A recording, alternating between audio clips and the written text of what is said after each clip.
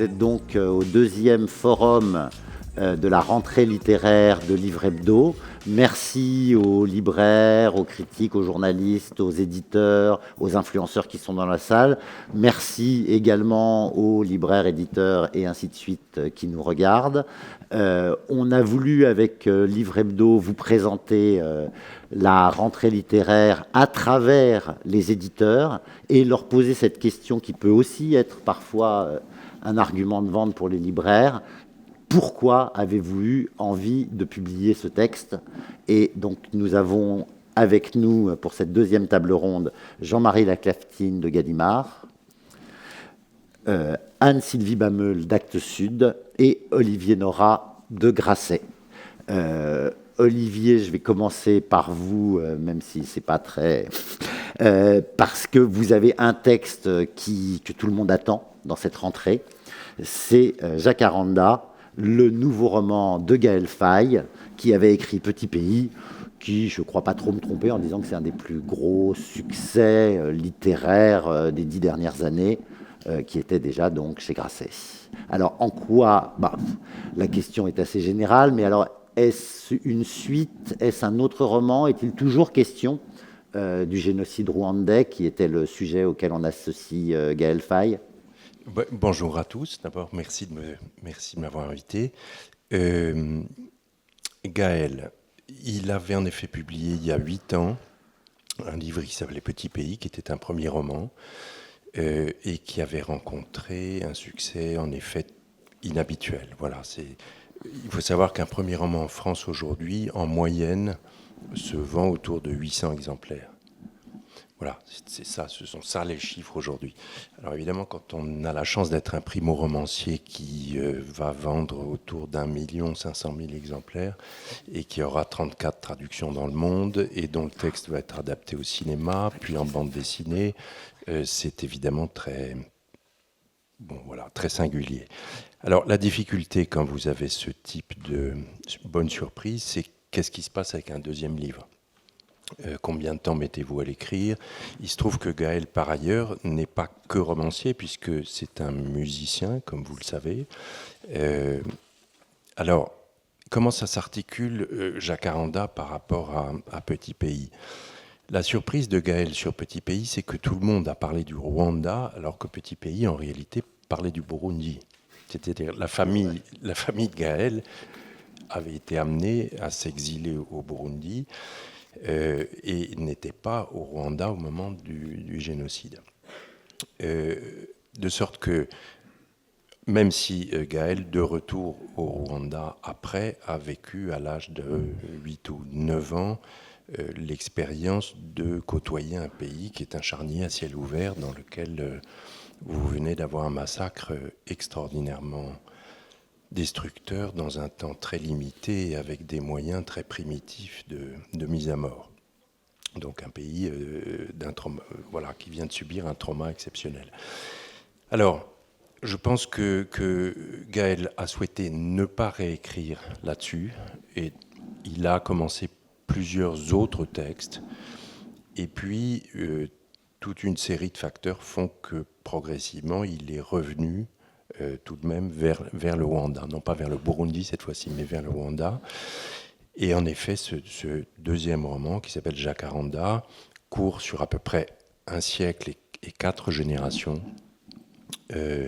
pour raconter ce qu'a été cette histoire du Rwanda. Voilà. Alors, je pense que après un succès comme Petit Pays, il y a à l'évidence l'inhibition de l'auteur lui-même. Comment je reviens avec un deuxième texte? Mais il y a la peur de l'éditeur aussi, c'est-à-dire on a toujours la crainte après un premier roman spectaculaire qu'au fond l'auteur ne soit l'auteur que d'un texte, voilà. Ou que le deuxième texte puisse être déceptif par rapport à ce qu'a été le premier. Et donc quand ça n'est pas le cas et quand le deuxième marque même le cas échéant un progrès parce que c'est quelqu'un qui a 10 ans de plus, qui a gagné en maturité, en gravité, c'est évidemment une très belle surprise. Mais je trouve qu'il y a à la fois rupture et continuité par rapport à Petit Pays.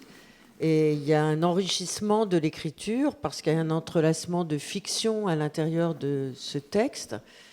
Et il y a des personnages auxquels on s'attache à travers toutes ces générations qui sont décrites. Et d'autre part, il y a un fil narratif qui permet, nous, lectrices et lecteurs, de nous installer dans un univers qui n'est pas le nôtre, un univers non occidental, où la guerre côtoie toujours l'espoir et où le paysage géographique s'unit, et ça je trouve que c'est un des talents extraordinaires de Gaël Faye, s'unit toujours à la beauté des paysages. Et le titre c'est Jacaranda. Jacaranda c'est le nom d'un arbre. Tout se passe d'ailleurs autour de cet arbre et il y a à la fois de l'espoir et il y a en même temps de la promesse et il y a en même temps une sorte de panorama historique sur les tréfonds du mal.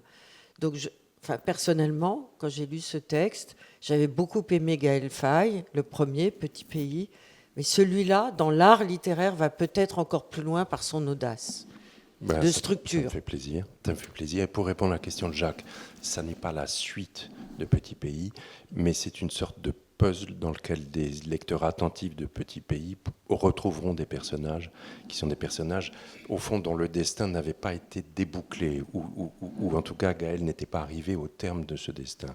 Et quand il se trouve que ce sont des personnages qui ont par ailleurs vécu un cauchemar, il y a aussi une sorte de, je crois, de devoir de mémoire dans l'esprit de Gaël, à la fois de devoir de mémoire pour des personnes qui ont vécu de premier plan une tragédie dont il n'a été lui que le témoin de deuxième main, si j'ose dire, et un devoir de transmission à l'égard de la génération qui suit, parce que ça, c'est quelque chose auquel l'auteur tient énormément. Gaël vit à Kigali aujourd'hui. Il faut savoir que c'est un pays dont les 3/4 de la population ont moins de 25 ans aujourd'hui. Oui, c'est un ancien maintenant. Oui, Gaël Faye, mais ça veut dire aussi il y a une quarantaine d'années. Pour nous, ça reste un jeune auteur. Oui, mais il a connu. Pas sur place. Et sur place, ça veut dire que vous avez la majorité du pays qui n'a pas de mémoire vive de ce trauma. Et donc, il y a cette idée aussi de recevoir, célébrer, transmettre, la transmission, le passage de relais. Je pense que ça, c'est très important. Et il le fait oralement et par écrit. Voilà. J'avoue qu'après après cette présentation, il est difficile de ne pas faire une transition vers le livre de Kamel Daoud Ouriz, puisque lui aussi a connu une situation tragique dans son pays. Ici, on est en Algérie. Et ce que raconte ce livre, c'est tout le paradoxe de l'Algérie, et on retrouve des choses qui existent aussi au Rwanda, même si comparaison n'est pas raison. C'est qu'en Algérie, chaque jour à la télévision, on doit regarder des programmes qui disent à quel point la guerre d'indépendance a été grande et ses héros héroïques. Et en revanche, une guerre que beaucoup de gens, dont la narratrice du livre de Kamel Daoud, ont vécu, la guerre civile des années 90, il est interdit d'en parler. Et ce livre est un cri, un monologue intérieur de quelqu'un qui a perdu sa voix, qui veut en parler finalement, tout simplement. Oui, en effet, c'est la question de la transmission, comme chez Gaël Faye. Aube, qui est une femme qui est enceinte, quand elle commence à parler, quand on commence à l'entendre parler, et on l'entend parce qu'on la lit, puisqu'elle est muette, elle a été égorgée en 1999. C'est un livre qui raconte la décennie noire, cette période d'Algérie entre 1990 et 2000, en gros, où les massacres ont été très nombreux, il y a eu 200 000 morts, et elle a réchappé un peu par miracle à l'égorgement de toute sa famille. Et elle est face à ce désir, ce besoin, cette obligation, cette mission de transmettre à la fille qui est dans son ventre. Et elle doit lui raconter ce qui s'est passé. En même temps, il y a une injonction au silence qui pèse sur tout le pays, en effet, qui est obligé de célébrer en permanence la mémoire de la guerre de libération et qui interdit toute allusion à la décennie noire, à la guerre civile. Et très peu nombreux sont les écrivains, d'ailleurs, qui essaient d'aller vers ce récit parce que c'est interdit d'une part, et puis parce que c'est encore très difficile et enfoui dans un silence extrêmement douloureux. Il y a eu un roman en janvier qui est paru de Amina Damerji, qui s'appelait Bientôt les vivants, et qui était une jeune femme et qui racontait, vu de la position qu'elle avait de jeune fille pendant la décennie noire, qui raconte cette période terrible. Et Kamel Daoud, lui, fait parler une femme dans ces conditions terribles parce qu'elle est face à ce dilemme. Est-ce que je garde cet enfant à qui elle s'adresse, à qui elle parle, ou est-ce que j'avorte ? Et tout au long du livre, en fait, le suspense du livre est basé sur cette interrogation terrible, où elle raconte, dans le style de Kamel Daoud, qui est un style très, très lyrique, très emporté, où elle raconte ce qu'ont vécu une bonne partie des Algériens, à la fois pendant la décennie noire et depuis, dans cette chape de silence qui est imposée à la population. Alors, dans un genre qui peut être comparable, mais dans un sujet qui ne l'est pas, mais dans le genre confession d'une femme qui parle à partir de son intimité et de sa propre douleur. Moi, personnellement, dans La rentrée de Grasset, je ne connais pas cette autrice. Elle s'appelle Doan Buis. Elle publiera un livre qui s'intitule Le pays de nulle part. On sait que les femmes écrivaines conquièrent progressivement de nouveaux territoires d'écriture par rapport à des choses impensables, non énonçables, comme par exemple la fausse couche, la ménopause, etc. Et dans ce texte, Olivier Nora, Doan Buis parle de cette douleur que n'importe qui, femmes et hommes, peut comprendre, d'un enfant qui, on le sait, elle le sait, les médecins le savent, mais elle, en tant que mère, elle se situe dans un espace de volonté de l'inconnaissable. Elle espère que son enfant va vivre. Comment et pourquoi avez-vous choisi de publier ce texte qui est noir, mais qui est en même temps porteur d'espoir, parce que vous parlez de transmission depuis le début de cette séquence, et là aussi, il y a une volonté de transmission vers toutes les personnes qui pourraient lire ce texte et s'en emparer. Doan Buis, ça marche ça ? Oui. Doan Buis est journaliste. Elle a publié un très beau livre chez Grasset qui s'appelait La Tour. L'histoire de ce texte-là est plus longue, plus douloureuse et plus contournée. D'abord, je n'en suis pas l'éditeur à titre personnel. C'est Pauline Pérignon dans la maison qui est l'éditrice du livre. Et le livre, j'ai du mal à l'appeler roman, parce que je pense que c'est une sorte de narrative non-fiction, comme disent les anglo-saxons, c'est-à-dire... Et par parenthèse, d'ailleurs, c'est une chose assez surprenante et assez intéressante ce qui est en train de se passer sur les contours et les frontières entre les genres qui tendent à s'estomper. C'est-à-dire, je pense que de la même manière qu'on parle de dysphorie de genre dans la société, on pourrait parler d'une dysphorie croissante de genre littéraire. Et ça, on voit venir ça beaucoup des États-Unis notamment, où vous avez au fond, entre deux couvertures de livres, des textes qui relèvent à la fois de la fiction, de l'essai, du journal, de la poésie, de l'autofiction, mais aussi de l'invention et de l'imagination, mais aussi de la critique. Bon. Et là, vous avez dans la facture de ce livre de Doan Buis, le pays de nulle part, vous avez un tout petit peu cette notion de dysphorie, c'est-à-dire c'est une expérience vécue, traumatique, épouvantable.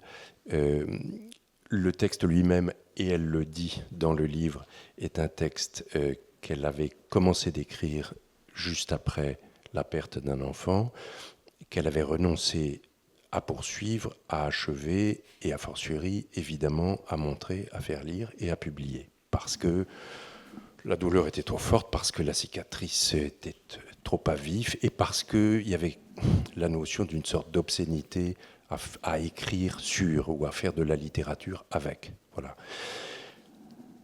L'histoire, pour la dire vite, c'est que son histoire, c'est que c'est une femme qui a d'abord fait une fausse couche et puis qui, dans un enfant qui est supposé être l'enfant de l'espoir, va accoucher d'une petite fille, et cette petite fille, elle va la perdre à l'âge de 15 jours. Alors, qu'est-ce que c'est qu'un enfant qu'on perd à l'âge de 15 jours? Qu'est-ce que c'est qu'une mère qui se sent indigne de pouvoir être mère?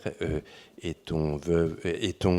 Enfin, c'est quoi la perte d'un enfant? Est-ce qu'il existait, pas existé au bout de 15 jours? Qu'est-ce que ça fait? Est-ce qu'on s'en remet? Est-ce qu'on s'en remet pas? Bon, on voit bien le tourniquet herméneutique de questions que ça peut poser. Et alors, pour traiter le sujet, il y a à la fois le récit de cette histoire, et il y a une sorte d'excursus dans la littérature et de traitement par la littérature du sujet, et notamment Le pays de nulle part, c'est Neverland, et c'est James Barrie, et c'est une interprétation qui est tout à fait étonnante de Peter Pan, mais je laisserai les lecteurs le découvrir. Dans la rentrée Grasset, on peut dire que la dysphorie littéraire s'installe parce que bon, il y a le Claudie Hunzinger, il y a Amélie Nothomb chez Albin Michel et il y a Claudie Hunzinger chez Grasset. Personnellement, moi, j'en suis très contente de voir ces personnes qui reviennent à chaque rentrée. Et Claudie Hunzinger va encore plus loin dans ce texte que vous allez publier, parce qu'il y a des pages de poèmes, il y a des pages de fulgurance, il y a une disruption de la narration, il y a des chapitres extrêmement courts, et c'est à la fois un poème incandescent et une réflexion sur le temps et la beauté de la nature. Oui. Elle va encore plus loin. Oui, c'est Claudie en liberté totale.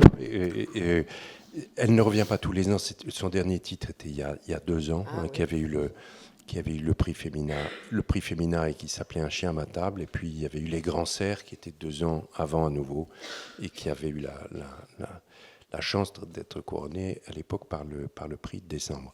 Alors là, pour le dire d'un mot, parce que Claudine Singer, elle a un univers à elle, elle a une langue à elle, et elle est vraiment...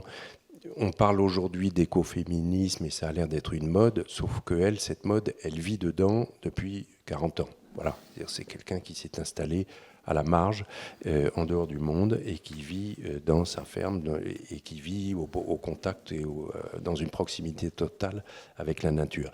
Là, ce qui est saisissant avec ce livre, qui s'appelle « Il neige sur le pianiste », c'est qu'on est dans cet univers qui est familier pour ceux qui connaissent Claudine Singer, et puis un pianiste de renommée internationale lui rend visite. C'est un spécialiste de Bach. Il lui rend visite, il se trouve qu'elle a un piano à l'étage, et à la fois les conditions météorologiques et la neige font que ce pianiste va être un peu séquestré ou enfermé là, et à la fois elle va faire en sorte qu'il reste le plus longtemps possible. Et c'est un jeu passionnant, je trouve, sur une sorte d'inversion des Belles endormies de Kawabata. Vous vous souvenez que les Belles endormies de Kawabata, ce sont des hommes âgés qui observent des très jeunes femmes dénudées qui dorment. Voilà, à l'époque, ça ne choquait personne, maintenant ce serait problématique. Et Claudie se dit, bon, qu'est-ce qui se passe quand c'est une femme âgée qui observe un très bel homme, beaucoup plus jeune qu'elle, et qu'est-ce qui se passe à ce moment-là? Et c'est quoi? Et est-ce que c'est si gênant que ça, et si dérangeant que ça, le désir chez une femme plus âgée? Voilà, une femme autour de 80 ans, en quoi lui serait-il interdit de désirer?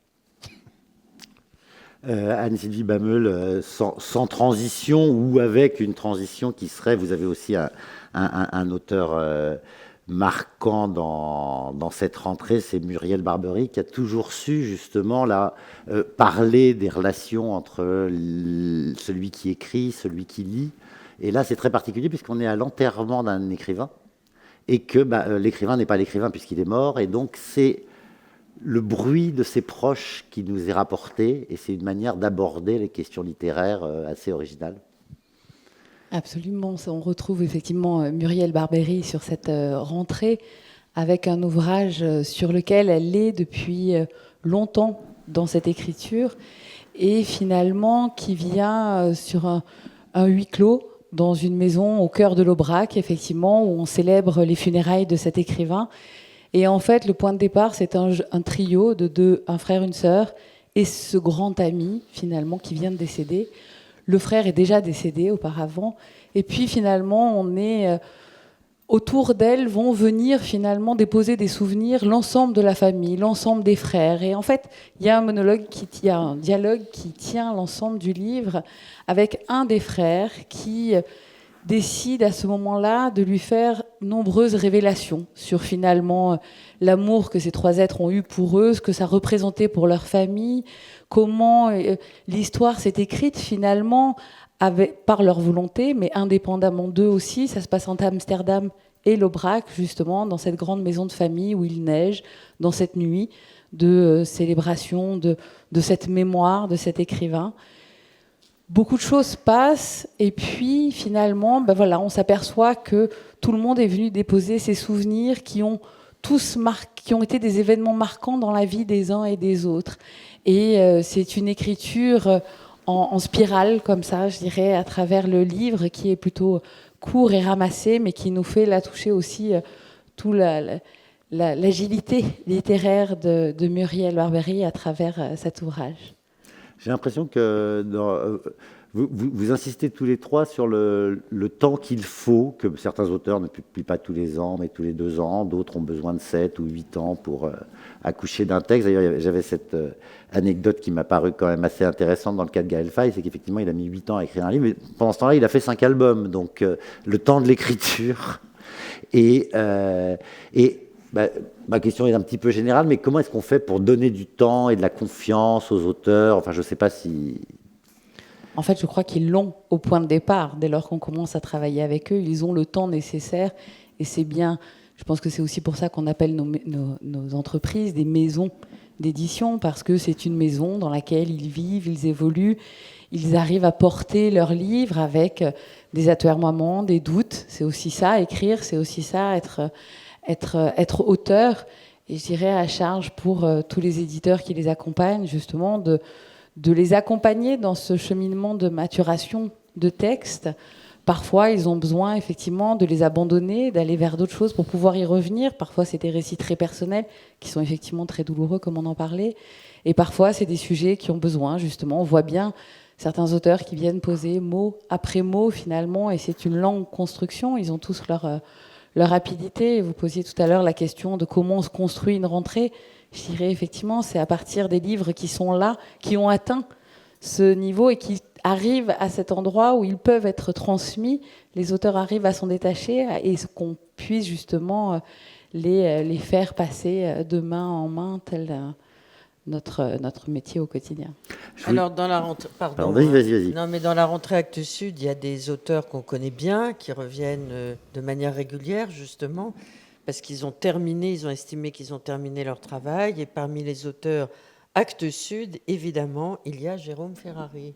Absolument. Et puis ça a été une longue absence. Enfin, le dernier livre à son image était publié en 2018. Donc et puis finalement, 2024 sera une année Jérôme Ferrari, parce que À son image sortira au cinéma le 4 septembre.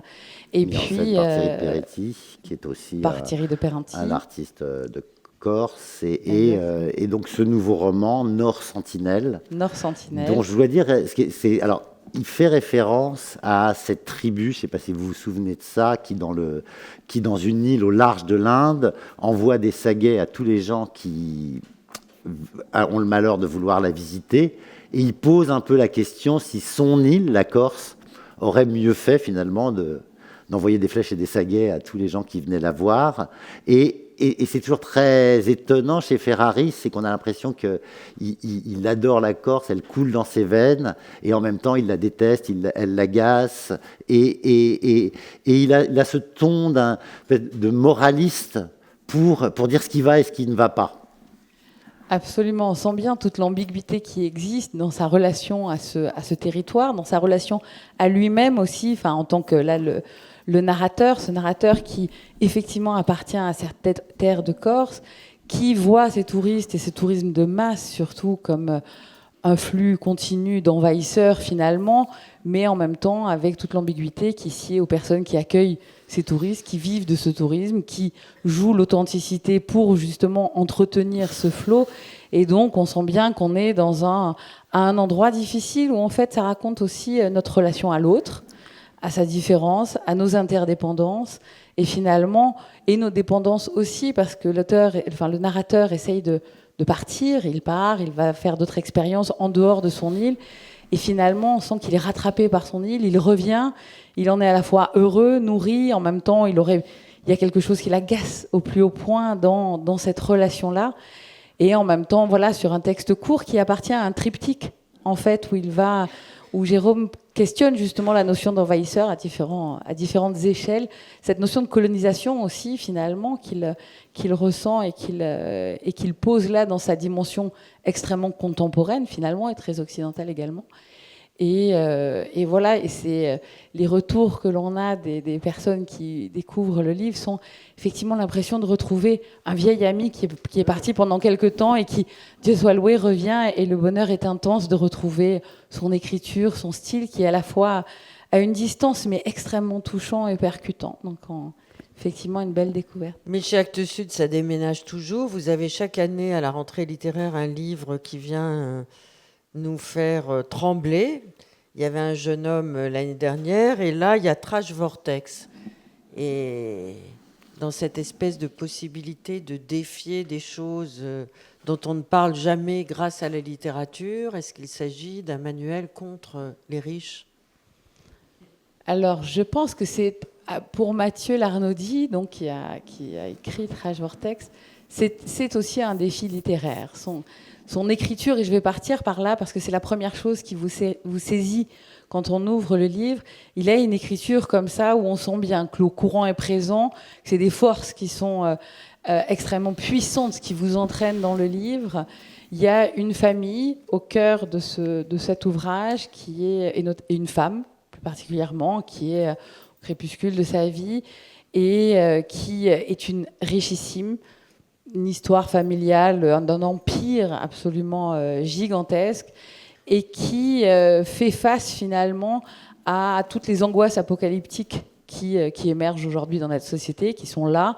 Et finalement, le point de départ, c'est comment les ultra-riches finalement s'organisent pour espérer avoir un peu d'illusion en se disant finalement les seuls qui resteront, ce sont nous, et donc construisons des bunkers, des villas sécurisées. Et donc, c'est l'ultime commerce, finalement, de cette grande famille.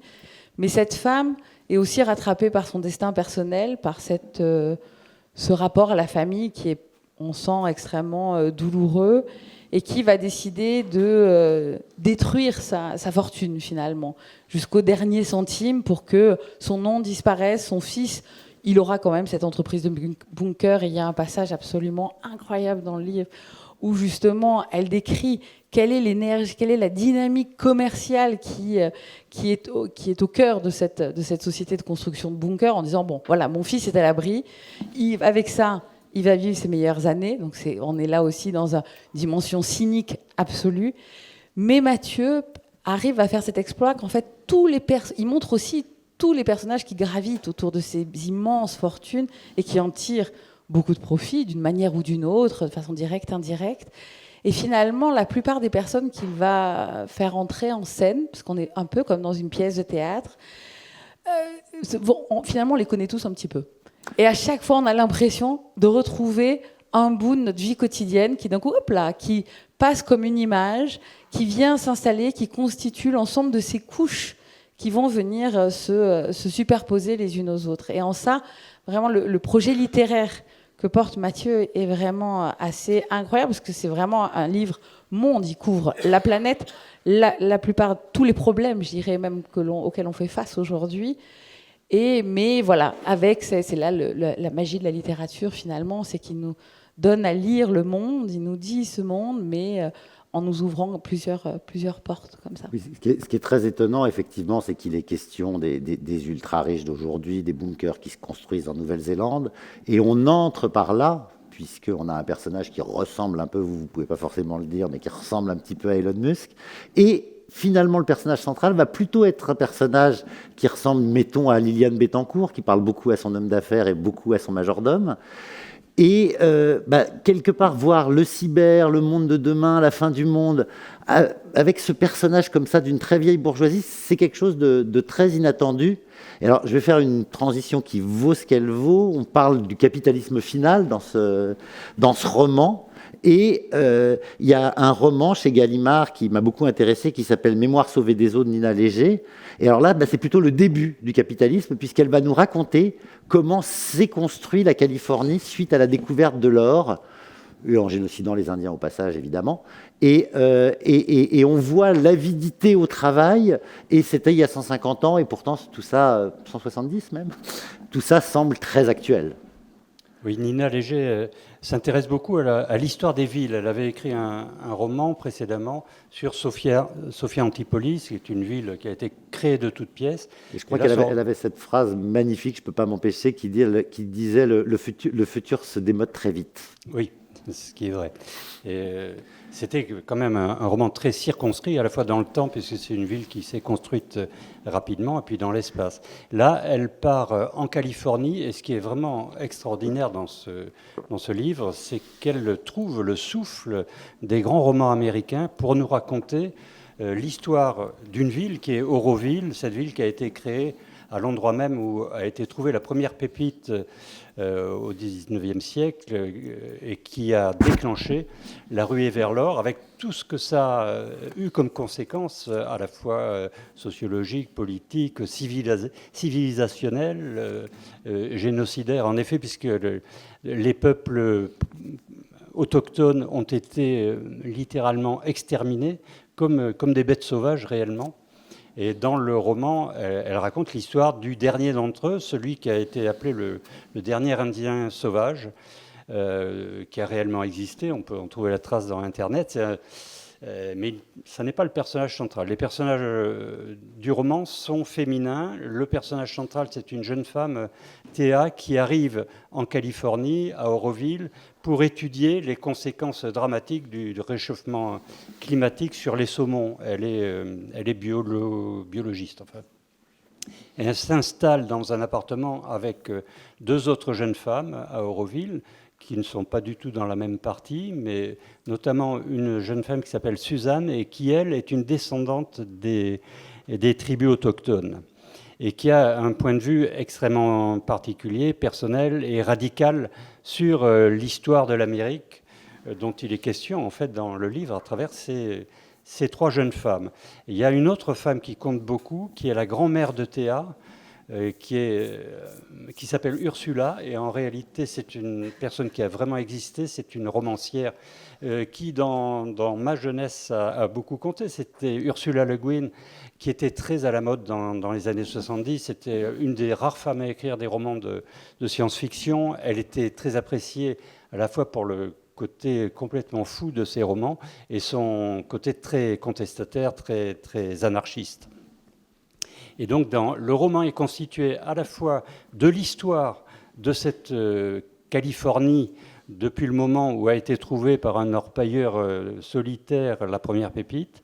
Donc ça, c'est un premier fil du roman qui nous montre de façon un peu à la Sandrard la construction d'un monde, d'une civilisation autour de la rivière, qui est un personnage central également.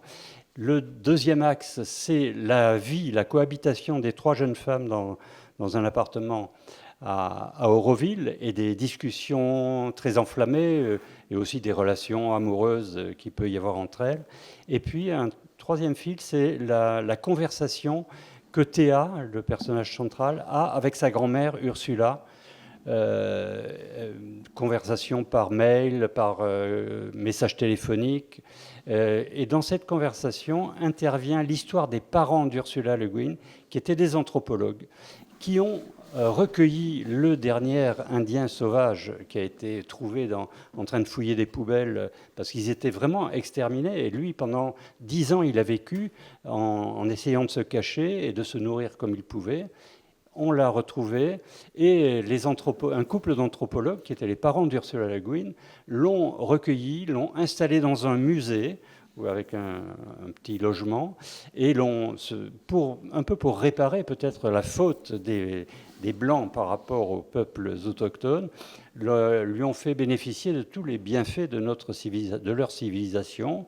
Ils l'ont habillé comme un pingouin, ils l'ont amené au théâtre, ils en ont fait un objet d'attraction parce qu'ils il attirait les foules en montrant son art du tir à l'arc, de la chasse, de la pêche, etc. Et dans ce roman, c'est un roman extrêmement vivant, foisonnant, spectaculaire et passionnant sur notre histoire, sur l'histoire de l'Amérique moderne et donc de notre civilisation occidentale dans un climat de réchauffement climatique qui a des conséquences tout à fait directes sur les paysages californiens. C'est un roman puissant, je pense que ça sera une des révélations de la rentrée. Je crois que c'est son 3e texte. Oui. Nina Léger, il va falloir compter avec elle, mais chez Gallimard, les filles se portent pas mal, parce qu'il y a Carole Martinez et Mélisse de Kerangal aussi, ça fait quand même... Oui. Non, mais je pense qu'on a une très belle entrée. Carole Martinez, elle apporte... tout à l'heure, Olivier disait que les frontières entre les genres sont en train d'être bousculées, traversées, que les livres contiennent à la fois de la fiction, de l'autofiction, du documentaire, de la philosophie, du questionnement politique. Et en effet, c'est vrai qu'on assiste à ça. Carole Martinez, elle apporte ce côté, et je lui en suis infiniment reconnaissant, que c'est du pur roman. C'est du roman avec du merveilleux, de l'invention. C'est vraiment extraordinaire, cette capacité qu'elle a de faire intervenir les rêves dans l'écriture et dans l'histoire, et de nous emporter au fil d'un récit qui est réellement palpitant. Je ne peux pas le raconter en entier, mais c'est l'histoire d'une femme qui part s'isoler complètement à la campagne. On l'a vu dans la première scène du livre, accoucher. C'est une scène d'accouchement qui est très longue et qui est extraordinaire, et qui se termine par... Elle adore ça, Martinez. Oui, elle questionne beaucoup la féminité. Mais là, l'accouchement se termine non pas par l'expulsion d'un enfant, mais par l'expulsion d'un vol d'oies sauvages. Et ensuite, on retrouve cette femme isolée dans la Camargue avec sa fille. Elle a fui la violence de son mari. Elle s'installe dans un coin qui est une zone blanche où le téléphone ne capte pas. Et elle a prévu de rester quelques mois avec sa fille qui a 8 ans pour faire le point. Et là, il se passe quelque chose de formidable, de très puissant entre la mère et la fille. Un rapport d'union qui est célébré de façon très, très charnelle par Carole Martinez. Un rapport avec la nature aussi qui est tout à fait nouveau pour ces deux femmes. Ça, c'est le contexte. Mais il va se passer quelque chose qui est vraiment la base du livre. Une nuit, Lucie, la petite fille, à 1h du matin, se met à hurler. Il faut dire que Eva, sa mère, est une spécialiste du sommeil, elle est neurobiologiste. Elle ne comprend absolument pas ce qui se passe. Elle voit que sa fille est en plein sommeil paradoxal et elle hurle pendant 1 minute et demie, 2 minutes, sans qu'on puisse l'arrêter. Il n'y a rien à faire et elle ne comprend pas. Et le lendemain, elle va comprendre, au bout d'une minute et demie, 2 minutes, ça s'arrête. Et grâce à un voisin lointain qui les protège un peu, elle comprend que ce phénomène n'a pas été isolé, qu'au même moment, tous les enfants qui étaient placés sur le même méridien se sont mis à hurler au même moment. Et au fur et à mesure que la Terre tournait, le méridien se déplaçait et tous les enfants qui étaient sous ce méridien se mettaient à hurler pendant 1 minute et demie. Et il va se passer d'autres phénomènes comme ça. Alors les dirigeants, les scientifiques, tout le monde s'interroge sur le phénomène. Qu'est-ce qui se passe ? Et comment peut-on... parce qu'on s'aperçoit que ça a des conséquences physiques sur les enfants un peu inquiétantes. Et on a peur que le phénomène se renouvelle. Il va se renouveler sous une autre forme et à diverses reprises, puisqu'en réalité, ce sont les 10 plaies d'Égypte qui se reproduisent dans ce qu'elles ont de terrible, de dramatique et de légendaire, comme si la nature essayait, à travers les rêves des enfants, de communiquer un message à l'humanité. Alors, je ne raconte pas la suite, mais c'est magnifique.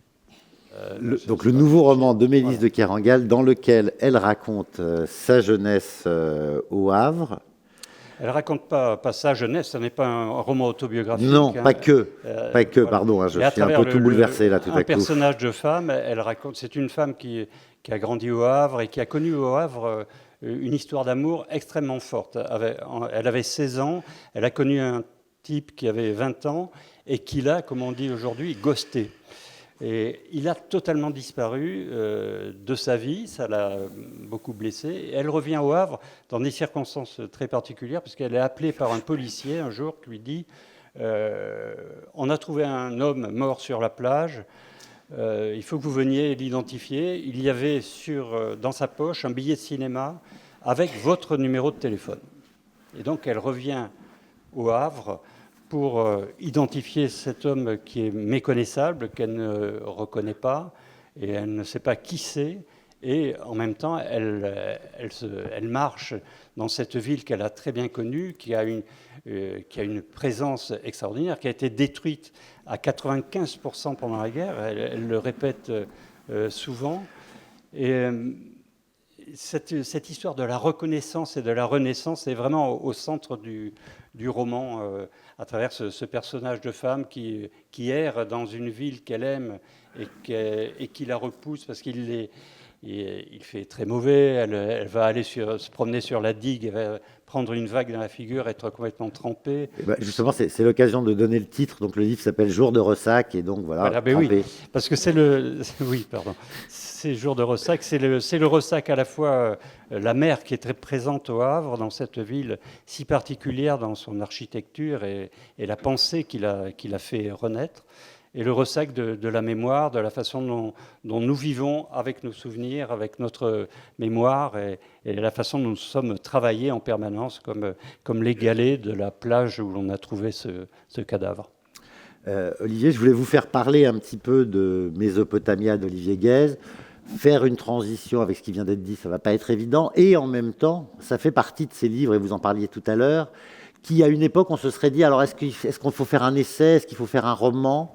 Et là, on a un peu les deux, puisque c'est l'histoire, moi je ne la connaissais pas du tout, de Gertrude Bell, qui était l'amie de Laurence d'Arabie, et donc on a forcément les images dans la tête. Et je dirais un petit peu que pendant que Laurence d'Arabie, j'allais dire faisait mumus dans le désert, c'est peut-être un peu exagéré, elle, pendant ce temps-là, rencontrait le vice-roi des Indes, le Shah d'Iran, le gouvernement anglais, les tribus, pour, avec des ciseaux, tracer des pays qu'on appellerait la Jordanie, l'Irak, qui correspondaient à pas grand-chose et qui nous occupent encore beaucoup aujourd'hui. Donc il correspondait bien à quelque chose finalement. Oui, donc là aussi 7 ans de travail pour Olivier Guèze, puisque son dernier livre s'appelait La disparition de Joseph Mengele, qui est un livre très fort, qui avait là aussi été couronné par le prix Renaudot, avait beaucoup vendu, été traduit en 28 langues et est en train d'être adapté par Serebrennikov au cinéma en ce moment. Voilà, le film vient d'être tourné.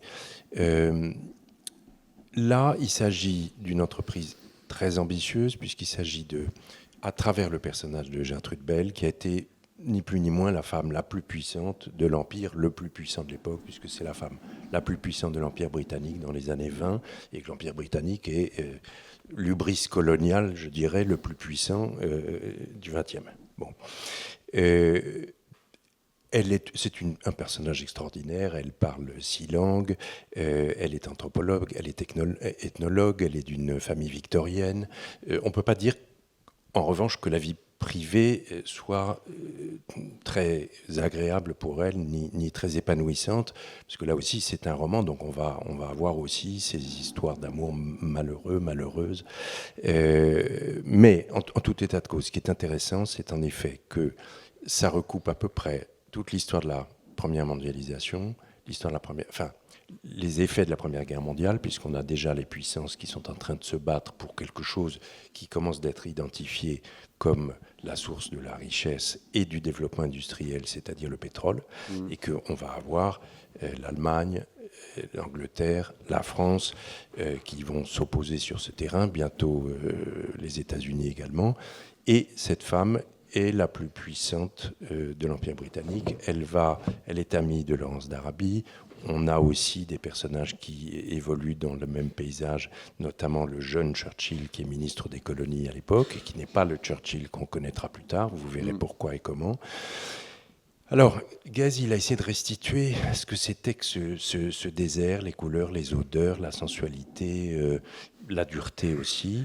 Il y a beaucoup de conflits, il y a beaucoup de guerres, mais il y a surtout l'arbitraire de cette hubris coloniale qui va en effet dessiner dans le sable du désert des pays, donc dans cette Mésopotamie entre le Tigre et l'Euphrate, dans cette immense plaine, va dessiner notamment ce qui deviendra les frontières de l'Irak contemporain.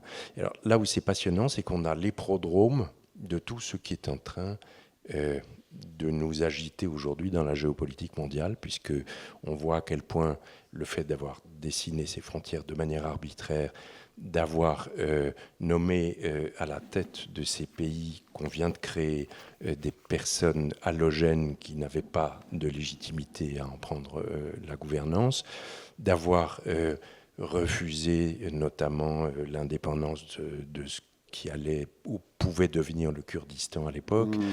Bref, ce sont tous les rapports Orient-Occident, Islam-Occident, Kurde, pas kurde, et plus l'invisibilisation de cette femme, en gros, dont personne n'a retenu la mémoire. Il est faux de dire personne, parce que dans la culture anglo-saxonne, elle existe assez fortement. Enfin, voilà, on ne peut pas dire que ce soit un personnage de premier plan dans la mémoire collective universelle. Or, c'est un personnage hors norme. Voilà. Non, ce qui est très étonnant, effectivement, c'est que je pense qu'on n'y pense pas tous les jours, mais quand on voit des choses sur l'Irak, on se dit, c'est bizarre ce pays quand même, où au nord ils se disent kurdes, au sud ils sont chiites, au milieu ils sont sunnites. Et comment on a pu créer ça? Et ben, quand on a lu ce livre, on a compris. On a compris, et une des raisons, et j'ai trouvé ça intéressante, c'est que Churchill disait tout ce que vous voulez, mais il faut que ça ne coûte pas trop cher. Il faudrait faire le bilan à long terme. Anne-Sylvie, est-ce qu'il y a un autre livre dont vous aimeriez nous dire un mot? Pardon, c'est un peu à brûle-pourpoint comme question, mais... J'ai vraiment envie de vous parler de ce livre d'Isabelle Pandazopoulos. Et oui, d'ailleurs, je l'avais préparé, j'avais oublié que je l'avais préparé. Les 7 maisons d'Anna Freud, voilà. C'est vrai que c'est extrêmement tentant, je vous en prie. Les 7 maisons d'Anna Freud. Et Isabelle Pandazopoulos, en fait, c'est son premier roman pour adultes, entre guillemets, parce qu'elle a écrit beaucoup pour la jeunesse, donc elle est déjà bien connue des libraires. Mais elle a rencontré, Isabelle, dans sa vie professionnelle, a accompagné beaucoup d'enfants dans des systèmes, on va dire, parallèles à l'éducation nationale, des enfants en difficulté, des enfants différents, etc. Et finalement, dans son parcours professionnel, elle rencontre Anna Freud, qui est effectivement la fille de Sigmund Freud, et se met à chercher sur cette femme, savoir qui elle était. Et née de ses recherches, et c'est là où on parle justement de ces écritures qui sont particulières. En fait, finalement, toutes les écritures sont extrêmement nourries. Après, effectivement, l'objet littéraire qui en ressort peut prendre des formes extrêmement variées. Et en l'occurrence, là, c'est un roman qui, au point de départ, la famille Freud a dû quitter l'Autriche, s'est installée à Londres, dans une maison. On est pendant la guerre et Anna Freud, en fait, est extrêmement malade. Elle va mourir. Et sa mère, qui ne l'a jamais aimée, c'est clairement posé comme point de départ, décide quand même de faire venir une jeune femme pour déjouer la mort, c'est-à-dire faire en sorte que la mort croit que cette jeune femme est finalement Anna Freud et choisisse plutôt cette jeune femme. Enfin bon, ça c'est ce point de départ. Et en fait, s'ensuit un récit sous forme de spirale comme ça de la vie d'Anna Freud, où on voit tour à tour, on a une saga familiale. C'est quand même Freud qui est là, c'est le démarrage de la psychanalyse. Anna Freud va faire le même chemin que lui. Elle est psychanalysée par son père, ce qui est loin d'être anodin. En même temps, c'est une enfant, c'est la dernière. Elle est peu désirée, finalement, ni par son père, ni par sa mère. Elle est un objet de curiosité, finalement. Elle a toujours une place un peu en marge. Finalement, elle va épouser la psychanalyse. Donc, on a une petite histoire de la psychanalyse qui se déroule aussi au fil de cette histoire. Et c'est le cheminement de cette jeune femme qui naît dans une époque où on n'accompagne pas les femmes pour qu'elles prennent leur place, et pourtant elle va la chercher, elle va la conquérir, elle passe devant un jury de psychanalystes pour justement obtenir cette charge finalement et cette reconnaissance qu'elle obtient, et en même temps on sent qu'à chaque fois elle va jamais aller trop loin dans la quête de reconnaissance pour pas faire de l'ombre à son père.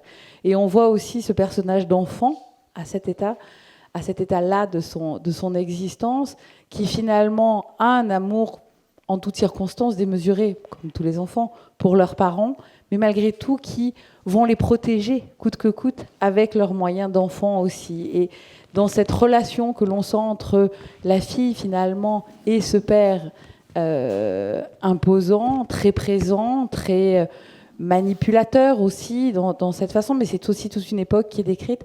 Enfin, voilà, on a vraiment un roman qui s'écrit en spirale dans ces moments de vie qui vont être racontés petit à petit au fil du livre, et on découvre ce personnage absolument médusé d'Anna Freud. Et effectivement, aujourd'hui, c'est certainement le roman de la rentrée littéraire qui a suscité le plus de curiosité, de plus d'allons, plus de retours très positifs sur l'idée de découvrir à la fois ce personnage qui résonne aussi très fortement dans notre époque aujourd'hui, et cette écriture d'Isabelle Pandazopoulos. Ce qui est étonnant, c'est qu'on a l'impression, quand vous nous racontez ce livre, que c'est un roman qui répond à toutes les questions qu'on se pose sur la psychanalyse, voire à lire avant de choisir un psychanalyste. Possiblement. En fait, ce qui est là aussi, on n'est pas du tout dans la biographie, ça ne s'écrit pas comme une biographie, c'est vraiment, elle est dans un roman, elle a un processus narratif qui est très spécifique, mais elle va venir justement sur cette petite histoire de la psychanalyse par des éclairages qui montrent justement à chaque fois cette mise à distance, comment elle a formé énormément de femmes justement dans cet accompagnement des enfants. Isabelle raconte cette scène où elle va travailler avec un groupe d'enfants qui sont revenus de Térésine, qui ont survécu parce qu'ils étaient tous les 6 extrêmement soudés. Et en fait, Anna Freud va les accompagner pour que petit à petit, ils retrouvent une vie normale et qu'ils arrivent à comprendre que seuls ils peuvent survivre et qu'ils peuvent se dessouder les uns des autres. Et c'est extrêmement puissant dans sa façon de rentrer dans les personnages, montrer où sont les failles, ou en tout cas les points d'accroche qu'ont pris chaque enfant pour arriver à se construire, et comment à un moment donné ces béquilles, je dirais, ont besoin d'être lâchées pour pouvoir prendre un chemin d'autonomie. C'est extrêmement touchant. Merci. Jean-Marie Clafetine, est-ce qu'il y a un livre dont vous aimeriez dire un mot Oui, c'est toujours un peu difficile dans une rentrée de 10 livres, rien que pour la blanche. Je vais choisir à votre place, mais... Alors, il y a un livre que j'aime énormément, c'est le roman de Abigail Assor. C'est un deuxième roman. Elle avait fait un premier roman qui s'appelait « Aussi riche que le roi », qu'on avait beaucoup remarqué. Elle est marocaine. Et ça racontait l'histoire d'une jeune fille qui était tout à fait décidée à casser le destin qui lui était promis dans une société marocaine complètement verrouillée. Et donc elle était prête à utiliser tous les moyens pour réussir. Et c'était d'une drôlerie, d'une férocité et d'une lucidité, d'une justesse tout à fait réjouissante. Et là, elle donne un deuxième roman qui s'appelle La Nuit de David, qui est totalement différent, ce qui est encourageant pour la suite, parce que ça prouve qu'elle a une palette vraiment très très large. C'est un roman poétique qui se passe en France et qui est l'histoire d'une relation fusionnelle entre un frère et une sœur. Ils sont jumeaux. Le frère est un garçon que tous les adultes trouvent pas normal, bizarre. Il fait des fugues sans arrêt. Ils ont une dizaine d'années. Il fait des crises de colère, d'agressivité tout à fait étonnantes, inquiétantes, et qui développent chez la mère notamment une volonté de rejet de cet enfant. Alors que la sœur essaie de le protéger, et elle forme avec lui un tandem absolument indestructible et contre le monde des adultes. Elle le suit dans ses projets fous, notamment il a un projet de réaliser quelque chose une nuit, je n'en dis pas plus, qui est quelque chose de dangereux, d'incompréhensible. Et il s'appelle David, elle s'appelle Olive, et Olive le couvre autant que possible jusqu'à un événement qui les séparera à jamais. Rappelez-moi le titre de... Ça s'appelle La Nuit de David, et l'auteur s'appelle Abigail Assor. Olivier Nora, je vais vous redonner la parole parce que je vous ai un peu imposé votre livre préféré à la fin, donc je peux quand même vous laisser en choisir un dans la rentrée qu'on n'aurait pas cité. Je suis comme Jean-Marie, moi je préfère chacun de mes enfants, donc pour des raisons différentes. Certains s'en sont sortis en parlant de leur roman étranger, mais ça, je dis ça, oui, c'est non, comme, non, c'est mais comme, c'est comme on il y a veut. à l'évidence un titre sur lequel je cherche à vous mettre en garde. Ne le commencez pas parce que vous ne pourrez plus le lâcher. C'est le Colm Tóibín. Colm Tóibín, bon, il est très connu. Son dernier titre était le Magicien, vous vous souvenez. Mais là, on est sur le versant le plus romanesque de Colm Tóibín et non pas le versant des biographies romancées. Voilà, et ça s'appelle Long Island. Et je vais être très bref parce que ce n'est pas le lieu pour développer les choses, mais c'est une femme déchirée entre deux pays et entre deux hommes.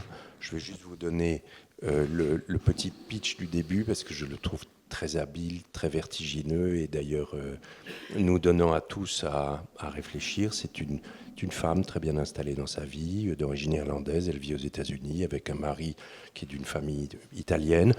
Ils ont des enfants, tout ça baigne. Bon, enfin, c'est un mariage traditionnel, classique, etc. Un homme sonne à la porte un matin et lui dit, voilà, votre mari est l'amant de ma femme.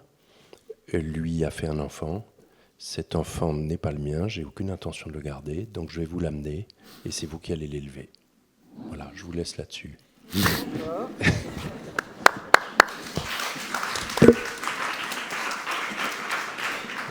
Merci beaucoup pour ces échanges. On se retrouve dans 1 heure et demie, plutôt 1 heure, et avec d'autres éditeurs. Et merci beaucoup et à tout à l'heure.